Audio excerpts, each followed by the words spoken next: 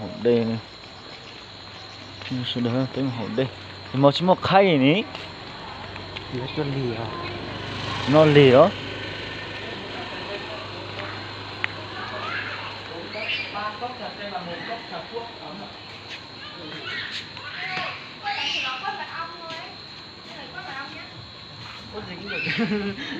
Nhớ là quốc em thôi.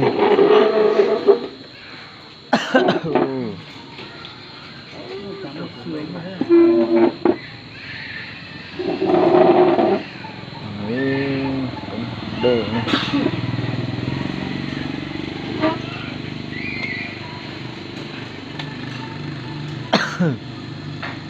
Cứ nữa mới từ lúng có thông qua lúng có mì đây chứ đây.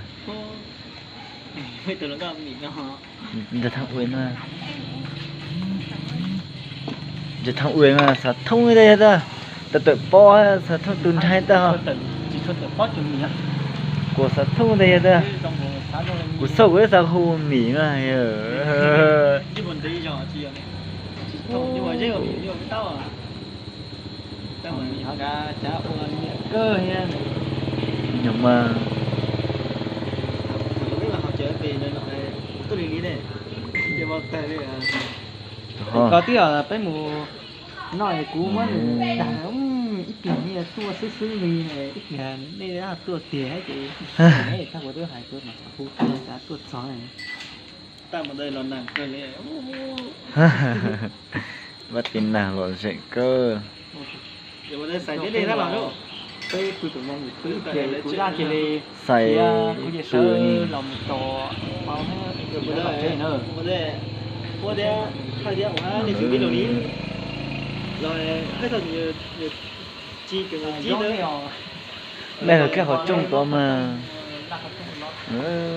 Cái tù nó hổ nơi trong xe thực sự này. Ít chỉ để uống ít chỉ đó. Nói chân đồng trong câu cơ cầu.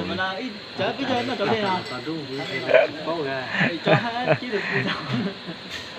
Bây giờ chỗ đây là ít một chút ấy, gió đừng mà nghĩ gì. Lần gì? Nghĩ gì gì là anh thấy cái là chết đó là một cái chết rồi. Thật thật cái em bố muốn chú bố quay đoạn cam muốn chấn tiền lại đó rồi. Chứ là vui tỏi này nó. Ít chỉ để uống được từ Mỹ phía đó. Vui vẻ này ít chỉ có dân. Vô bộ đó từ Mỹ với từ chí nhiều này. Bắt đầu có dân tiền bộ từ chí đó. Đi chốt được rồi sao lựa á. Mà được thì tụi nó coi cho mua. Có ní chặt từ trước quá. Mất chặt tàn. Cái này phòng phải chỉ trong câu nè. Chỉ trong câu. Nhỏ thả. Nhỏ. Còn đó mà. Đâu mới chờ đâu.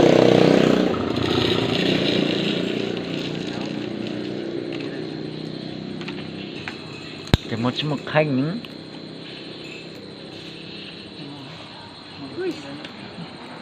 Số một khách trúng cờ.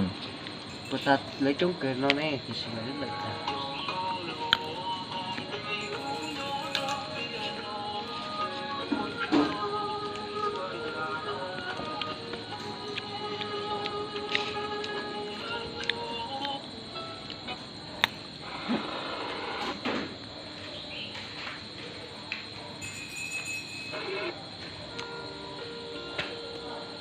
Sao cho nó một cao một xíu không?